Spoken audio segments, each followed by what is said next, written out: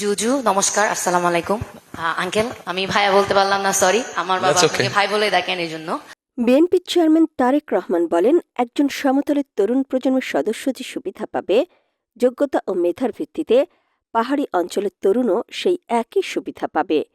২৫ জানুয়ারি চট্টগ্রাম নগরীর Radisson Blu হোটেলে the plan youth policy talk with Tarique Rahman শীর্ষক এক মত বিনিময় সভায় চট্টগ্রাম বিশ্ববিদ্যালয়ের শিক্ষার্থী পারমিতা চাকমার এক প্রশ্নের জবাবে তিনি একথা বলেন। যুব সংলাপে চট্টগ্রাম নগর ও আশেপাশের অর্ধশত কলেজ বিশ্ববিদ্যালয়ের 450 শিক্ষার্থী অংশগ্রহণ করে। ইউথ পলিসি শীর্ষক বিশেষ সংলাপে অংশ নিয়ে তরুণদের বিভিন্ন উদ্যোগ, শিক্ষার্থী ও পরিবেশ নিয়ে বিএনপির পরিকল্পনা তুলে ধরেন তারেক রহমান। এই সময় শিক্ষার্থীদের বিভিন্ন ধরনের প্রশ্নের উত্তর দেন তিনি।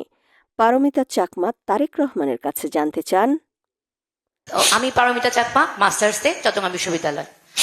আপনি দেশে আসার পরপরই পাহাড় এবং সমতলকে সবাইকে নিয়ে একসাথে দেশ গড়ার কথা বলেছিলেন। সেক্ষেত্রে বাংলাদেশ যেহেতু বহু জাতিভিত্তিক দেশ, সেক্ষেত্রে আমি একজন চাকমা নারী প্রতিনিধিত্ব করি এবং আমি আদিবাসী হিসেবে পরিচয় দিতে স্বাচ্ছন্দ্য বোধ করি।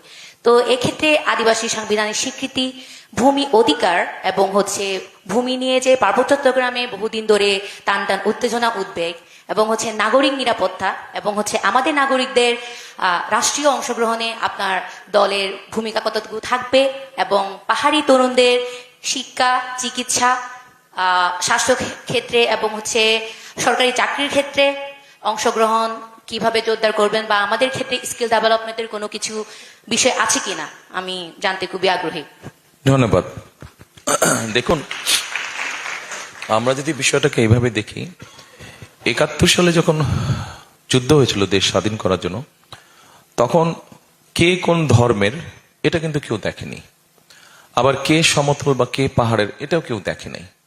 ঠিক একইভাবে ২০২৪ সালে যখন আন্দোলন হতো, ঠিক সেই সময়ও কে কোন ধর্মের কেউ দেখেনি। ঠিক একইভাবে কে কোন সমতলের বা কে পাহাড়ি সেটাও কেউ দেখে নাই। So as long you are Bangladeshi, একজন সমতলের আপনার মতন তরুণ প্রজন্মের সদস্য যেই সুবিধা পাবে, পাহাড়ের অঞ্চলের মানুষ হয়ে আপনি সেম সুবিধা পাবেন। আপনার যোগ্যতার ভিত্তিতে আপনি যাবেন। কারণ আন্দোলন যখন শুরু হলো ২০২৪ সালে, এটাতে কোটা প্রথা বাতিল দিয়ে শুরু হয়েছে। আমরা বলেছি ২০১৪ সালে আমি বলেছিলাম যে কিছু ডিজেবল বা অন্য ভিন্ন ধরনের মানুষ আছে, তাদের জন্য বিভিন্ন পর্যায়ে কিছু 5% মতন কোটা রেখে বাকি সব ক্ষেত্রেই আমি ব্যক্তিগতভাবে মনে করি যে মেধার ভিত্তিতে হওয়া উচিত, সেটা সমতলই হোক, সেটা পাহাড়ি হোক। হ্যাঁ, সরি, কেন হবে না? আপনি বাংলাদেশি না? আছে,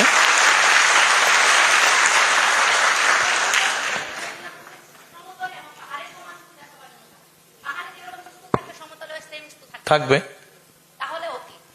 কেন থাকবে না? ভূমির অধিকার ও ভূমি নিয়ে পার্বত্য চট্টগ্রামে বহুদিন ধরে চলে আসা টান টান উত্তেজনা, উদ্বেগ, নাগরিক নিরাপত্তা এবং পাহাড়ি নাগরিকদের রাষ্ট্রীয় অংশগ্রহণে বিএনপির ভূমিকা সহ পাহাড়ি তরুণদের শিক্ষা, চিকিৎসা ও সরকারি চাকরির ক্ষেত্রে অংশগ্রহণ ও তাদের স্কিল ডেভেলপমেন্টে বিএনপি কেমন ভূমিকা রাখবে, উত্তরে তারেক রহমান বলেন, আমরা যদি বিষয়টাকে এইভাবে দেখি, ৭১ সালে যখন যুদ্ধ হয়েছিল দেশ স্বাধীন করার জন্য, তখন কে কোন ধর্মের এটা কিন্তু কেউ দেখেনি, আবার কে সমতল বা কে পাহাড়ের এটাও কেউ দেখে নাই। ঠিক একইভাবে ২০২৪ সালে যখন আন্দোলন হতো, ঠিক সেই সময়ও কে কোন ধর্মের কেউ দেখেনি। ঠিক একইভাবে কে কোন সমতলের বা কে পাহাড়ি সেটাও কেউ দেখে নাই। So as long you are Bangladeshi, একজন সমতলের আপনার মতন তরুণ প্রজন্মের সদস্য যেই সুবিধা পাবে, পাহাড়ের অঞ্চলের মানুষ হয়ে আপনি সেম সুবিধা পাবেন। আপনার যোগ্যতার ভিত্তিতে আপনি যাবেন।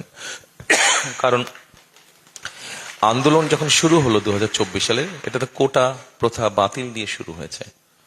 আমরা বলেছি ২০১৪ সালে আমি বলেছিলাম যে কিছু ডিজেবল বা অন্য ভিন্ন ধরনের মানুষ আছে, তাদের জন্য বিভিন্ন পর্যায়ে কিছু 5% মতন কোটা রেখে বাকি সব ক্ষেত্রেই আমি ব্যক্তিগতভাবে মনে করি যে মেধার ভিত্তিতে হওয়া উচিত, সেটা সমতলই হোক, সেটা পাহাড়ি হোক। হ্যাঁ, সরি,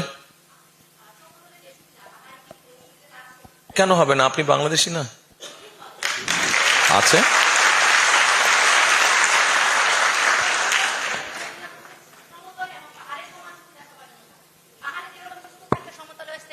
থাকবে, থাকবে, কেন থাকবে না? ৭১ সালে যখন যুদ্ধ হয়েছিল দেশ স্বাধীন করার জন্য, তখন কে কোন ধর্মের, আবার কে সমতল কে পাহাড়ের, এগুলো যেমন কেউ দেখে নাই, তেমনি ২০২৪ সালের আন্দোলনেও এগুলো কেউ দেখে নাই। সুতরাং সমতলের বাংলাদেশে একজন তরুণ প্রজন্মের সদস্য যে সুবিধা পাবে, পাহাড়ি অঞ্চলের মানুষেও একজন তরুণ সেই একই সুবিধা পাবে, সেটা হোক সমতলের কিংবা পাহাড়ের।